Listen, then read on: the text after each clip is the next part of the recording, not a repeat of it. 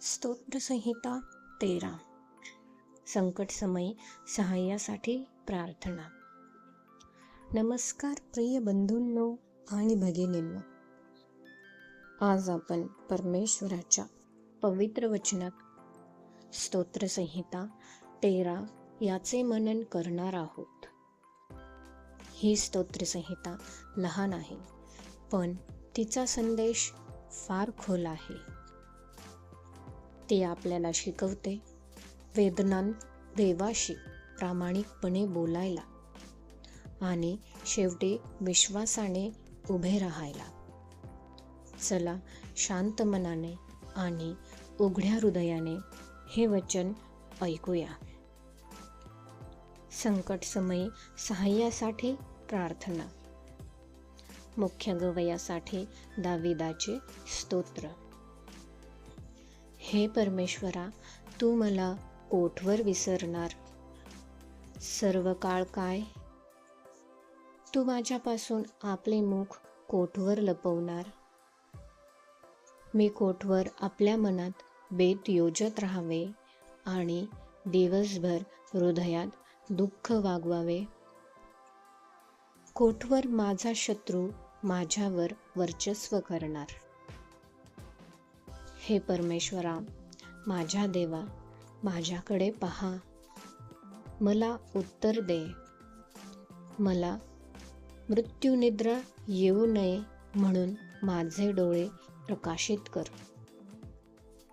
नाहीतर मी ह्याला जिंकले असे माझा वैरी म्हणेन आणि मी ढळलो असता माझे शत्रू उल्हासतील. मी तर तुझ्या दयेवर भरवसा ठेवला आहे. माझे हृदय तू सिद्ध केलेल्या तारणाने उल्हासेल. परमेश्वराने माझ्यावर फार उपकार केले आहेत, म्हणून मी त्याची स्तुती स्तोत्रे गाईन. हे परमेश्वरा, माझ्या देवा, माझ्याकडे पहा आणि मला उत्तर द्या. ही फार साधी प्रार्थना आहे, पण फार खोल आहे. कधी कधी आपल्याला मोठा चमत्कार नको असतो. फक्त देवाने आपल्याकडे पाहावे हेच पुरेसे असते. माझे डोळे उजळ करा, नाहीतर मी मृत्यूच्या झोपेत झोपेन. डोळे उजळ करणे म्हणजे आशा दे, दृष्टी दे. अंधार दूर कर. नैराश्य माणसाला जिवंत असूनही आतून झोपवते. माझा शत्रू म्हणू नये, मी त्याला जिंकले आहे.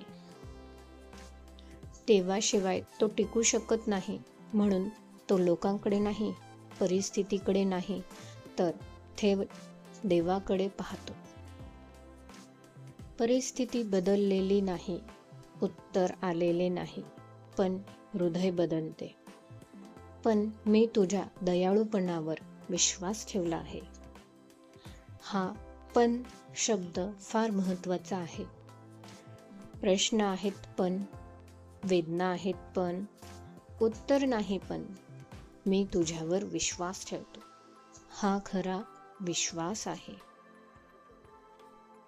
भावनांवर नाही, तर देवाच्या स्वभावावर उभा असलेला. माझे हृदय तुझ्या तारणामुळे आनंद करेल.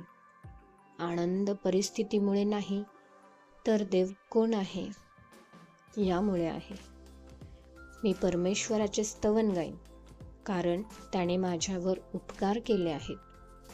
तो म्हणत नाही करणार आहे, तर केले आहेत. भूतकाळातील उपकार आठवून तो भविष्यावर विश्वास ठेवतो. जीवनातील शिकवण. प्रिय बंधूंनो आणि भगिनींनो, स्तोत्र संहिता 13 आपल्याला शिकवते देवाशी प्रामाणिक राहा. प्रश्न विचारा, पण विश्वास सोडू नका. देव उशीर करतो, पण दुर्लक्ष करत नाही. स्तवन हे उत्तरानंतरही नाही, तर प्रतीक्षेत शक्य आहे. आज जर तुम्ही म्हणत असाल, प्रभू किती काळ, तर हे लक्षात ठेवा, देव ऐकत आहे, तो कार्य करत आहे आणि योग्य वेळी तो उत्तर देईल. शेवटची प्रार्थना. हे प्रभू, आमचे प्रश्न, आमची वेदना आणि आमची प्रतीक्षा आम्ही तुझ्या पुढे ठेवतो. उत्तर उशिरा येत असताना आम्हाला तुझ्या दयाळूपणावर अढळ विश्वास ठेवायला शिकव. आमच्या अंधारात तू आमचे डोळे उजळ कर आणि आमच्या ओठांवर स्तवन ठेव. आमेन.